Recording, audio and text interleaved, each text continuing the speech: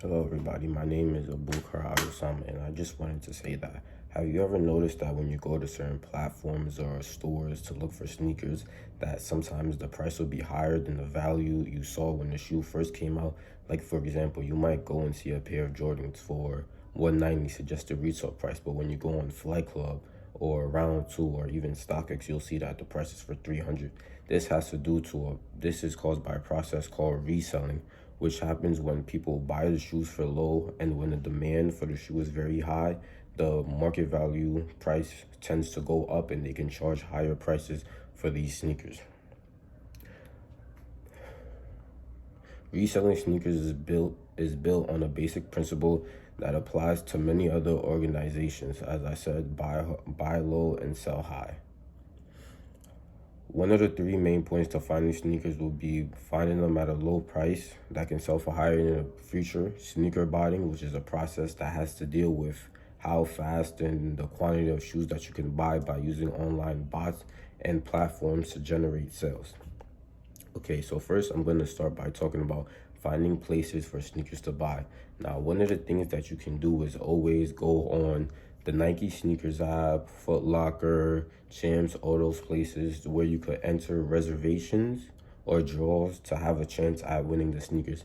Now, on some of these apps, sometimes you have to go and buy the sneaker in person, but other times there's ways so that you may win the draw online and the shoe may get shipped to you.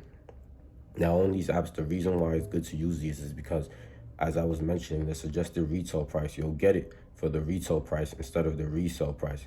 So basically, say if there's a hype shoe coming out, like some Jordan 3s or something, and usually Jordan 3s, they retail at 190. So you will go on these, hopefully you get lucky, get them for the 190, and then afterwards, hold them for a while and see what happens, go list them and possibly get more money for them.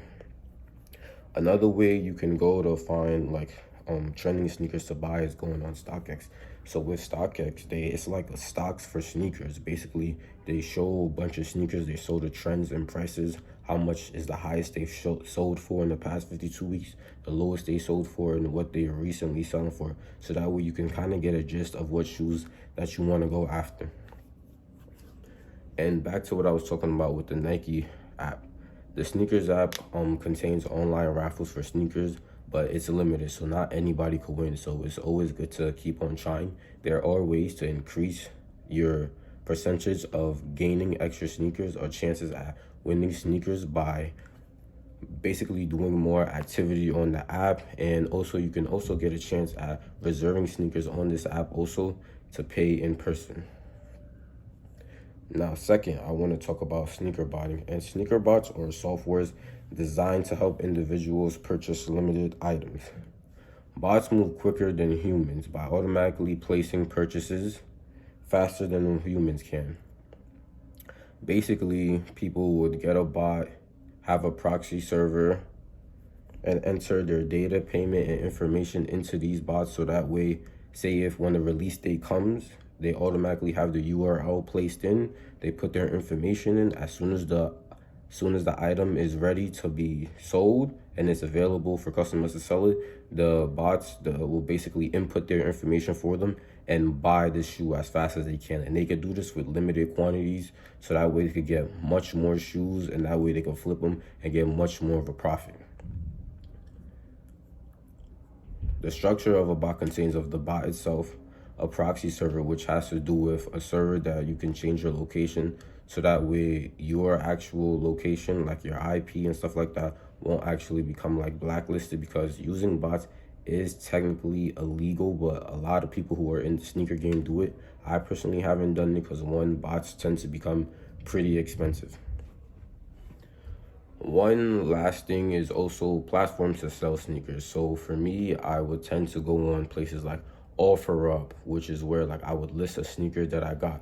Like for example, right here, these are a pair of off-white Nike Dunks that I got off of the sneakers app. And this is a shoe that I won, that basically, as being a good member that uses the app a lot, I was able to gain exclusive access to these shoes. So they only made like 50 colorways of this pattern, and I got the 9th out of 50th one. As you can see, the shoe is pretty cool. I got this shoe for a retail of $180 plus tax. It was about $199, but right now the value on these shoes are sitting at around $430 on StockX and around $500 on Go.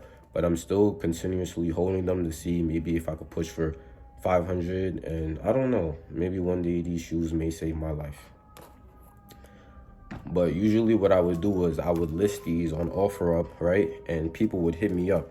And basically on OfferUp, as people hit you up, you can check through people's reviews. You could look at and see like what type of sales they made, who they met before, so that way you can be safe and, you know, possibly sell the shoes to them. Other platforms that resellers use would be like Go and StockX. Well, these are apps where you could sell online, you know.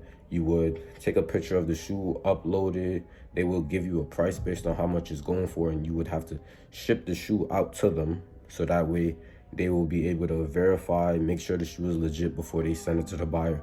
And they take a fee off of these apps too. That's why I tend to not use them, but I tend to just do it in person. Another thing you could also do is go into sneaker stores like Round 2, places of that nature that tend to resell sneakers, because they also tend to buy sneakers too. But you have to keep in mind that these stores won't necessarily give you the best price that you're looking for, only because they're looking to also resell the shoe for a higher value. And also, you know, there's Facebook Marketplace. You go on to meet people, but you have to be very safe with what you do on these apps. Overall, to conclude this speech about reselling, I'd like to tell you guys that it's a very profitable business to get into if you actually take your time and learn about sneakers, because some people, it's times everyone makes mistakes. Some people have bought sneakers that they thought were going to go for high, but then they went low. But it's something that's very profitable, and it's actually easy to get the hang of.